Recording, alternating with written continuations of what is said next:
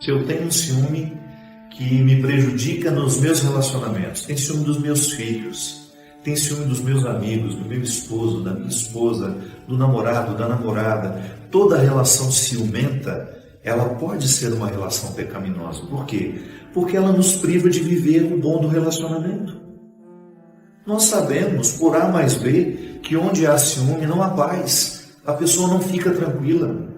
Ela está o tempo todo ali querendo descobrir o que o outro está fazendo, com quem o outro está. A gente fica investigando por onde puder. Isso não é paz. O bom do relacionamento é quando você estabelece uma relação de confiança. Eu sempre tive isso com a minha mãe, por exemplo. Nunca observei na minha mãe um ciúme de mim. Desde menininho. E eu acho bonito que ela tem uma generosidade muito grande que a faz sentir-se feliz toda vez que ela vê que alguém me ama e cuida de mim. Diferente de algumas mães que têm um verdadeiro pavor de pensar que alguém possa fazer pelo filho o que ela não está fazendo. Isso é egoísmo, por isso é pecado.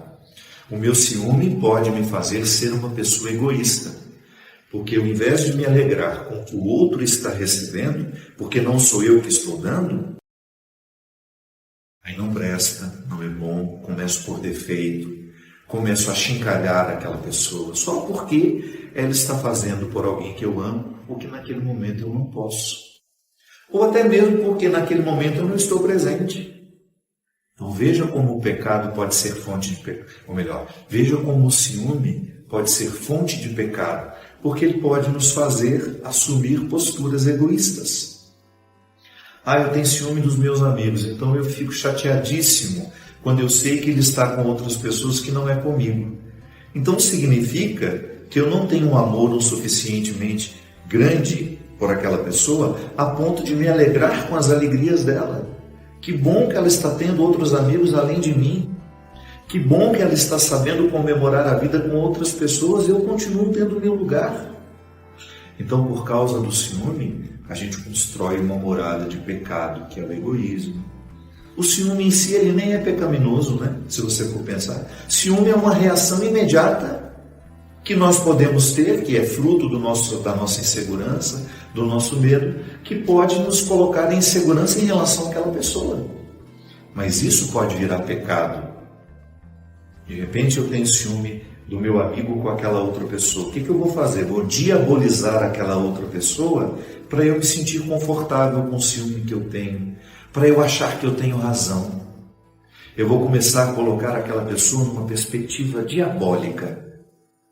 Porque eu tenho ciúme do meu amigo, então eu vou diabolizar os outros amigos dele, inventar histórias, dizer que aquela pessoa fez isso, fez aquilo, tudo porque nós queremos arrancar aquele amigo nosso daquela nova amizade.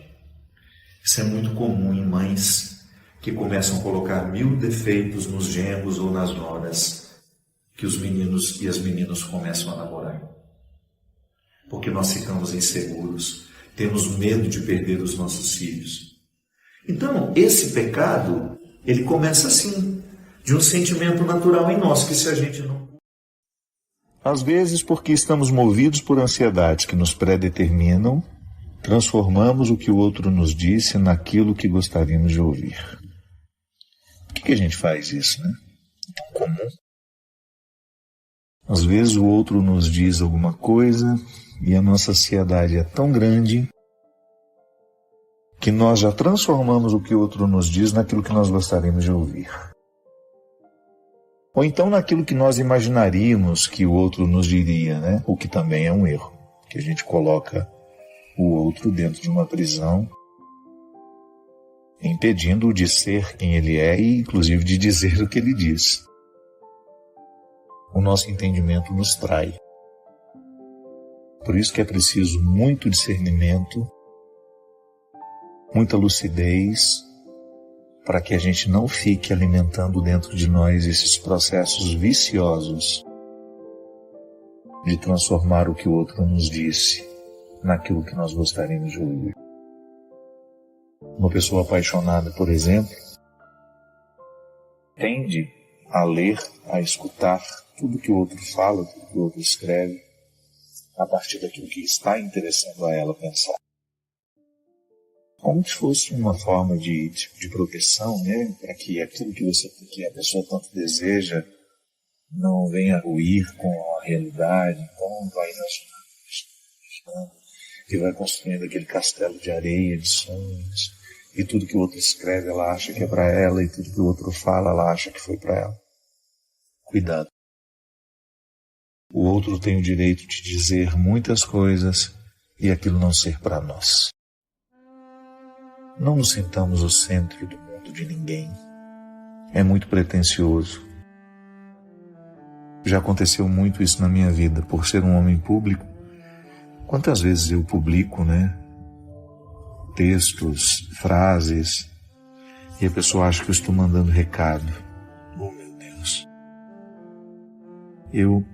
Com a oportunidade que eu tenho de dizer o que eu digo para tantas pessoas, eu que tanto prezo por dizer a verdade a quem precisa ouvir, por que eu vou usar de uma rede social para mandar recado por alguém? O que pode acontecer é que, de acordo com um fato, como consequência daquele acontecimento, eu tenha ficado chateado e refletido sobre isso, escrevo um tempo depois. Eu nem gosto de escrever muito próximo do acontecimento para não dar essa impressão. Mas não, o outro tem o direito de saber da maneira mais direta. Então, tudo aquilo que a gente precisa dizer, nós precisamos dizer. Mas então, deixemos de imaginar que o outro está dizendo isso ou aquilo.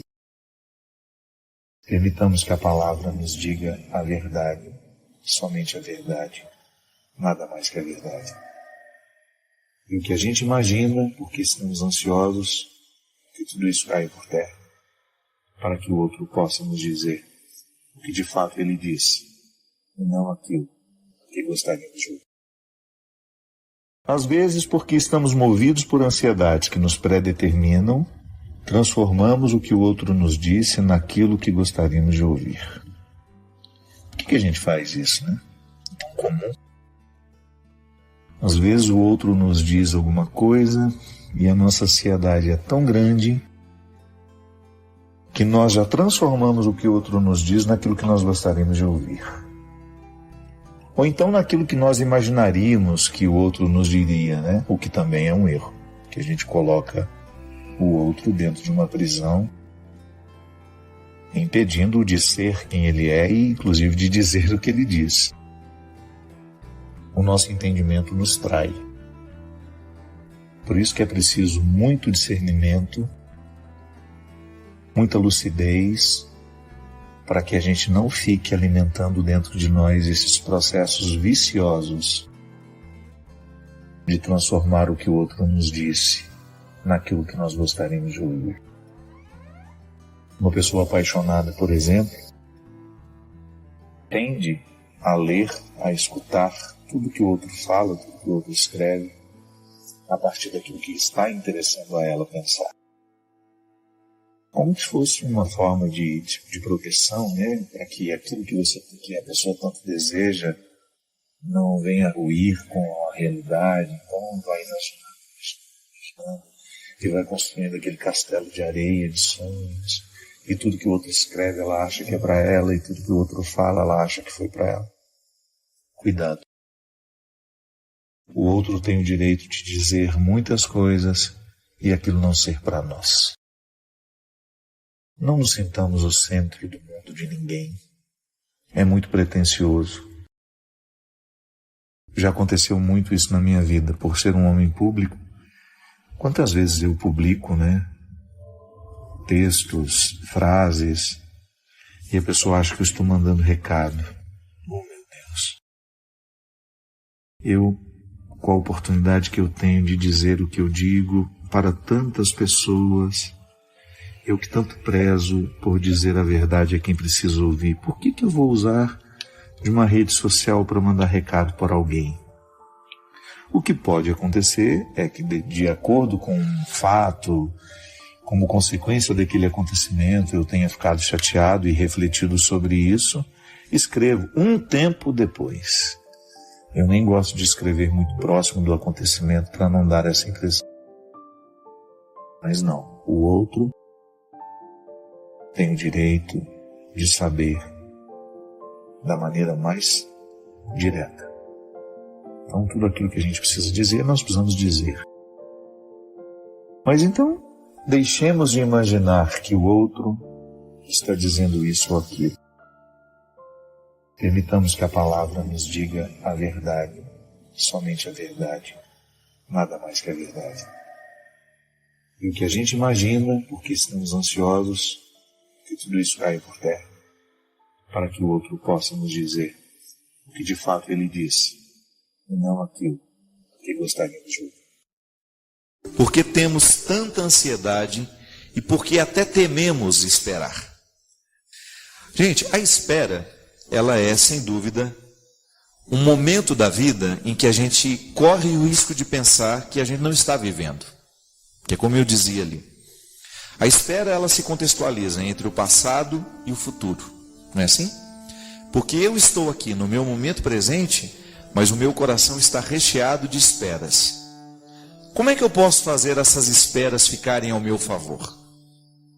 Como é que eu faço para não ficar vivendo o momento presente, cheio de situações que me fazem esperar e que me fazem perder o vínculo com a história, com o momento presente? É justamente o momento em que eu começo a trabalhar naquilo que eu espero. Pode parecer estranho isso, né? Como é que eu vou construir a espera? Como é que eu vou trabalhar naquilo que eu espero? Olho para aquilo que eu espero e descubro o que daquilo que eu espero pode ser feito hoje. Porque felicidade não cai do céu. Não é assim? Não é assim que a gente aprendeu desde pequeno? Que se a gente quiser ser feliz, a gente tem que correr atrás? Pois é. Todos os dias, aquilo que nós esperamos pode começar a acontecer através de um gesto, alguma coisa que você possa ajudar a concretizar as esperanças. E eu sei que dentro da linguagem mística, religiosa, muitas vezes nós dizemos isso: eu espero em Deus. Tem a música da Eliana, né, Ribeiro, né? Espera no Senhor. Como é que a gente espera no Senhor? Percebendo no agora da minha vida aquilo que Deus me entrega para que eu possa realizar. Engraçado, eu dou isso como um testemunho meu. Eu nunca fui de correr muito atrás das coisas, mas eu soube aproveitar bem cada oportunidade que me foi dada. Claro, eu sou ansioso? Sou naturalmente ansioso. Se eu pudesse, eu queria que as árvores da minha casa já estivessem todas do tamanho desse estúdio aqui. 10 metros de altura. Então eu tenho dificuldade de plantar uma. Hoje eu estava na internet, digitei assim no Google: árvores que crescem rápido. E depois que eu digitei, eu mesmo fiquei rindo sozinho. Eu descobri uma árvore, Christian, que chega a 6 metros de altura em 1 ano. Não é maravilhoso isso? É a solução para os meus problemas, porque eu gosto de árvore. E se eu pudesse, eu reflorestaria o mundo. Todo lugar que eu vejo árvores cortadas, eu sofro. E aí eu fiquei rindo com a minha ansiedade em querer que as árvores cresçam depressa. Fiquei pensando, meu Deus do céu, e essa bendita dessa árvore que cresce depressa? Eu vi que ela só é para reflorestamento. Será que eu posso ter uma dessa na minha casa, né? Será que ela não vai criar essas raízes perigosas e que vão quebrar a casa da vizinhança toda? Aí fiquei ali, naquela minha ansiedade de querer árvores crescidas ao meu redor, porque eu tenho necessidade de verde, eu tenho necessidade de vida do meu lado, tenho necessidade de passarinho pousando, eu tenho necessidade disso. Por isso que eu gosto dessa vida rural. Sou moderno, sou contemporâneo, vivo na cidade, mas eu confesso que eu gosto da roça. E aí estava lá lidando com a minha ansiedade e pensando, meu Deus, mas como é que na vida a gente pode conciliar aquilo que a gente quer com aquilo que a gente já tem? E aí a gente tem que entrar dentro do contexto da misericórdia, não é? Eu preciso ter a paciência com as outras criaturas que não têm a mesma velocidade do meu sonho. E essa adequação é uma questão de maturidade, minha gente. A gente não consegue isso da noite para o dia, mas tem que ser um exercício cotidiano. Eu preciso o tempo todo olhar para as minhas árvores pequenininhas lá e acreditar que elas vão crescer. Outro dia até tive uma alegria muito grande. Quando eu era seminarista, eu plantei uma árvore no seminário de Lavras. E durante os 3 anos que eu morava lá em Lavras, eu regava aquela árvore religiosamente. Era ali eu dava um jeitinho de ir lá, ligava uma mangueira, só ela, as outras não. Porque o que eu identifiquei? Que a minha árvorezinha, aquela que eu tomei um gosto por ela, que eu tinha uma identificação com ela, era a mais frágil de todas. E aí eu olhava para aquela árvore como se fosse uma pessoa precisando de... porque eu sempre fui meio louco assim, né? Já até contei que eu já achava a Kombi um carro triste, né? Que meu pai tinha uma Kombi, aquela dos olhinhos tristes, que eu conversava com ela, que eu explicava para ela que ela era mais feia que a outra, que tinha os olhos mais abertos, disse que ela era muito especial para nós. Então sempre fui meio louco. Conversava com os carros que meu pai tinha, achava que eles estavam entendendo tudo que eu estava dizendo. Então eu naquela época já tinha essa mania de achar que existia uma sensibilidade ali, que se eu conversasse com ela, estaria entendendo o que eu falava, né, tudo. Então eu dizia, olha, você está mais fraca que as outras, mas eu acho que vai dar certo, né? Você vai crescer, você vai ficar bonita. E eu estou trazendo aqui a água para te ajudar. Então essa minha postura foi durante quase 3 anos, tendo o cuidado e olhando sempre aquela árvore, que durante aquele tempo que eu estava lá não me animou muito não. Ela continuou muito fraquinha, muito petitinha.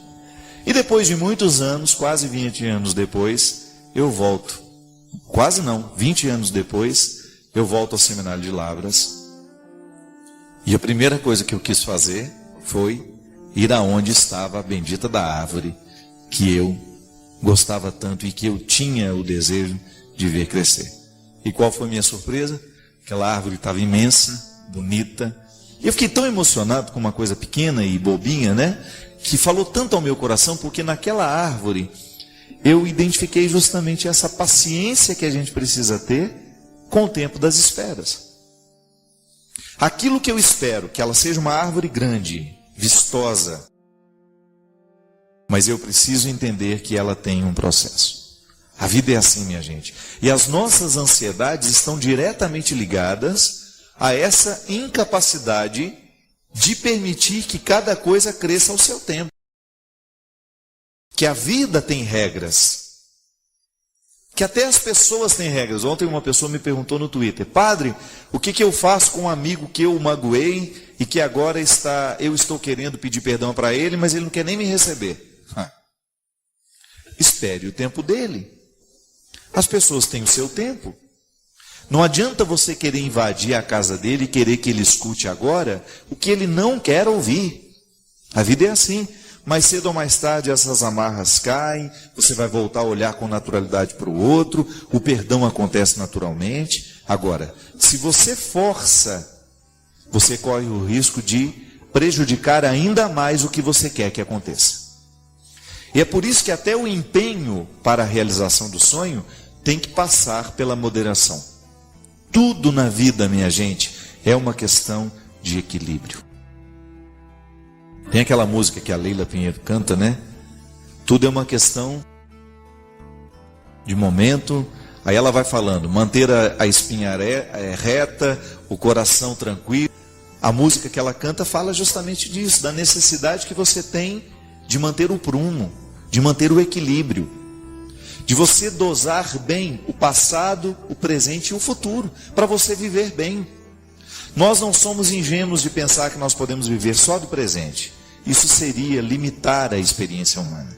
Eu não sou um adepto de limitar a experiência humana. Eu acho que quanto mais a gente puder qualificar a experiência humana, melhor. Então o ser humano qualificado é aquele que está no tempo presente, com capacidade de olhar para o seu passado com sabedoria e também olhar com esperanças para o seu futuro. E aí você identificar que aquilo que você quer carece de tempo para amadurecer. Seria tão melhor se todos nós soubéssemos viver essas esperas. Seria tão mais interessante se nós pudéssemos ter a capacidade de esperar pelo outro, né? Ou de identificar o momento de avançar, ou o momento de parar, de esperar, ou até de retroceder um pouco.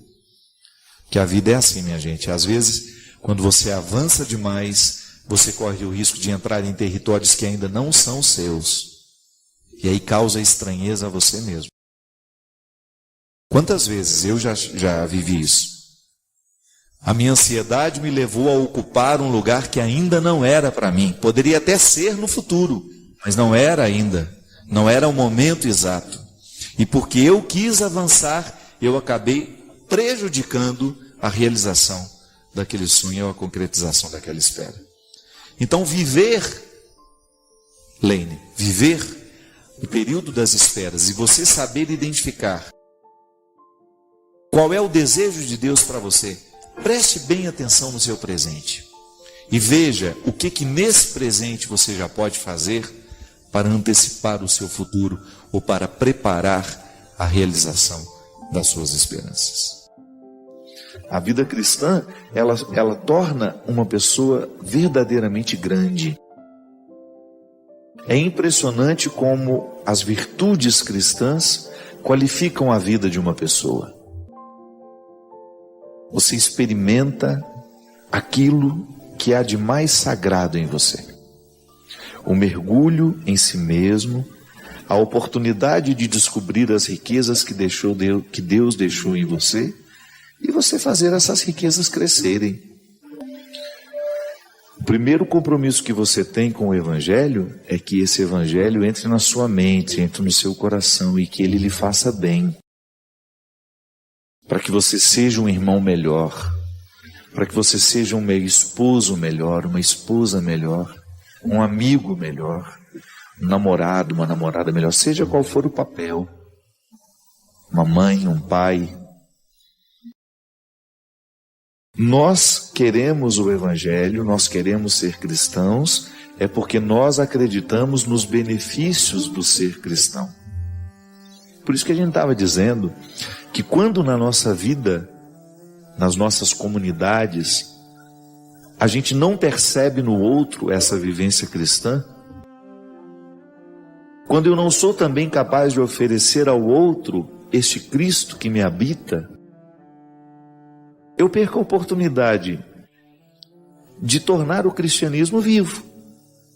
Eu perco a oportunidade de viver os benefícios do cristianismo, porque é tão mais fácil ser irmão do outro quando o Cristo é o nosso compromisso. Se o outro está levando a sério o seu batismo, a sua vida cristã, é muito mais fácil ser irmão dele, porque ele é naturalmente mais compreensível, ele é naturalmente mais justo, ele é naturalmente mais amoroso, mais solidário. E se eu também estou vivendo a mesma condição, é muito mais fácil estabelecer essa relação humana e passar por cima daquilo que é precário em nós. Isso é fundamental, minha gente. Volto a dizer, o que eu causo quando eu chego? Eu levo as pessoas para Deus. Eu convenço as pessoas no meu ambiente de trabalho que a bondade é o melhor caminho, mas como é que eu convenço? Falando? Não, é sendo bom.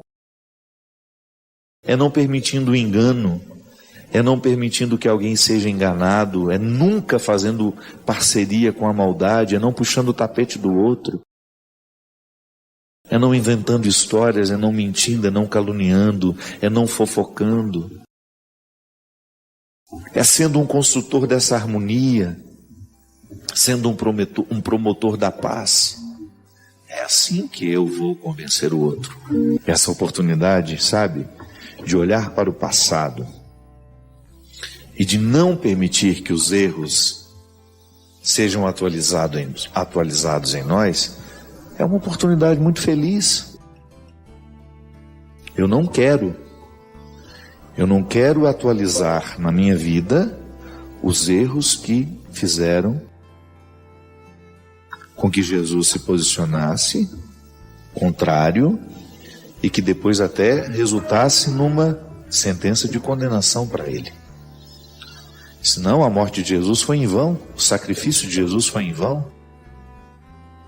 É claro que quando eu falo aqui eu não estou condicionando, né? Em vão no sentido de eu, neste momento da minha vida, não honrar os motivos pelos quais o meu mestre foi sacrificado. A Eucaristia me configura ao Cristo, isto é, me dá a oportunidade de ter em mim fisicamente, porque a Eucaristia você come, entra na sua corrente sanguínea. São significados belíssimos. A presença real de Jesus, tanto na palavra quanto no pão e no vinho, transformados em corpo e sangue de Cristo, nos dão a oportunidade de ter Deus dentro de nós. O mistério da encarnação continua em nós. Então eu saio da igreja, participei ali da missa, eu saio da igreja e levo o Cristo comigo. Isso é muito sério, né, minha gente? O Cristo vive em mim, Ele anda nos meus passos, Ele fala com a minha boca, Ele sorri com o meu sorriso, Ele olha com o meu olho. Então eu tenho a oportunidade de encarnar Deus na história. Eu levo este Deus por onde eu vou. É bonito porque quando eu me confesso, eu, no gesto de contar ao Padre, receber a absolvição dos meus pecados, é como se eu estivesse nascendo de novo. Como se eu estivesse ali, novamente recebendo o dom de viver, de reconstruir, de ir adiante. O sacramento, ele me absolve do passado, embora ele não me livre das consequências, né? Eu preciso continuar enfrentando as consequências dos meus erros. Mas eu tenho uma feliz oportunidade de nascer de novo. Seremos melhores por ser cristãos. Seremos bem melhores, porque o Evangelho nos dá muitas munições que passam pela nossa cabeça e pelo nosso coração, que são convicções que nos livram do egoísmo, da mesquinharia, da pornografia, da infidelidade. Eu, como um cristão, se eu vivo verdadeiramente, honestamente, os meus compromissos como cristão, eu sou uma pessoa mais fácil de lidar. É assim que eu vou evangelizar, dando testemunhos com a minha vida. Que isso é tão fundamental nos dias de hoje, a gente ter a oportunidade de transformar um ambiente que a gente entra, de ser um elo de transformação naquele ambiente. Por quê? Por causa das convicções religiosas que nós temos. Se essas convicções religiosas não geram atitudes, volto a dizer, estamos naquela mesma situação que Jesus condenou, que Jesus não aceitou e criticou profundamente. Eu não vou querer prejudicar o outro com a minha palavra, com a minha atitude. Eu vou prestar mais atenção naquilo que eu posso fazer de bom do que naquilo que eu posso fazer de mal. Aliás, eu vou retirar a maldade da minha pauta. Não entra mais na minha vida. Não quero que entre mais. Isso é viver a radicalidade do Evangelho. Por isso que eu dizia no início, que se eu perceber que a minha vida sacerdotal começou a ser um obstáculo à minha vida cristã, eu preciso fazer alguma coisa. Quem dera nós tivéssemos a honestidade para reconhecer isso. Talvez nós teríamos mais coragem de abrir mão daquilo que de fato está nos atrapalhando viver o nosso cristianismo. Falo isso porque somos tantos, né, que estão apegados ao poder que temos. Em todas as instâncias. Você pega uma vida comunitária, alguém é chefe ali, se apega ansiosamente a esse poder, corre-se o risco de perder o que de fato Deus quer, que é colocar-nos na dinâmica de uma vida de santidade. Nós temos o dom de transformar, de fazer milagres. Jesus, eu acho tão interessante aquela passagem de Jesus, quando ele diz que nós teremos o poder de fazer isso e ainda mais. Jesus fala isso para os discípulos justamente no momento em que ele está... os discípulos presenciaram muitos milagres, viram grandes feitos. E ele fala, olha, vocês serão capazes de fazer coisas ainda maiores. Então nós somos capazes disso tudo. Eu como padre, se eu tenho uma postura que é contrária à proposta do Evangelho, você vai regalar os olhos e vai, não pode ser. Não é moralismo, não é fingismo, não é isso não. É meu compromisso. Ninguém me obrigou a ser padre. Mas a partir do momento que eu sou, o meu primeiro compromisso é radical isso em mim. Não é ficar preso às regras, não. Porque senão daqui a pouco nós estamos voltando ao que Jesus condenou. Uma religiosidade desumana, cheia de regras, sem nenhuma caridade, sem nenhum senso de justiça. Nós vamos ressuscitar as práticas que fizeram Jesus morrer. Porque Jesus morreu também por questões religiosas. Ele criticou o sistema religioso do seu tempo, altamente legalista,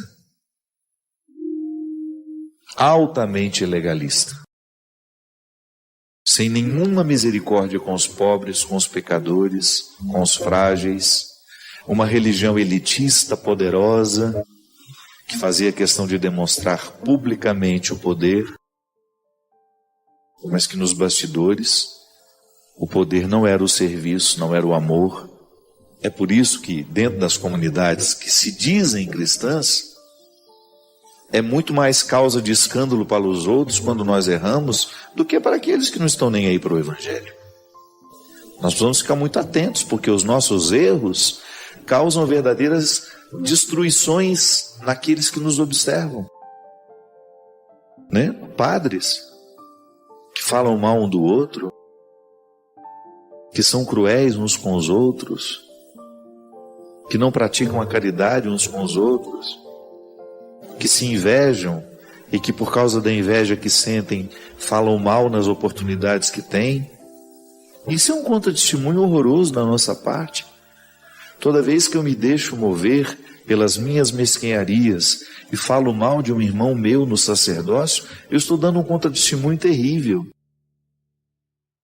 Aquele que me escuta deve pensar isso, né? Onde será que está o Cristo neste homem que se diz padre? Onde é que está o compromisso dele com esse evangelho que ele diz que é tão verdadeiro nele? Não é justo eu, depois de tantos anos, em contato com esse evangelho, eu reproduzir na minha história atitudes que Jesus condenou naquela época. Seria muito vergonhoso para mim ser identificado como aquele que reacendeu os preconceitos do passado, ou aquele que reacendeu um discurso religioso que Jesus não fez questão de assimilar. Pelo contrário, combateu. E por isso que ele dizia, por isso que ele insistia tanto, que é no coração do ser humano que Deus mora, e é a partir deste coração que Deus se manifesta. E todo e qualquer testemunho de Deus passará pela coerência deste coração, que, embora sendo fraco, auxiliado pela graça, possa viver os desafios de trazer Deus para a história através da nossa vida. É que o Cristo tenha a oportunidade de crescer na minha história, na minha vida, para que o meu sacerdócio não seja apenas no momento que eu estou no altar, não, é em todos os instantes. No meu acolhimento às pessoas, no meu respeito àquele que passa por mim, na minha fila para entrar no avião, na fila para entrar em algum espaço, para estar com alguém, em toda e qualquer oportunidade. Agora, se eu não presto atenção nesse meu dia a dia, é possível que eu me entregue aos vícios e que eu vá viver da pior forma possível. E isso dizendo que sou um cristão. Então nós corremos o risco de voltar ao legalismo do Antigo Testamento, de perder a oportunidade de viver essa revolução humana que o cristianismo nos propõe. E aí, a gente se priva de ser esse poder mágico na vida de alguém. Esse poder que fascina, que causa encantamento, não para nos prender, para que os outros se prendam a nós, não, mas para que eles também se apaixonem pelo Deus pelo qual nós nos apaixonamos.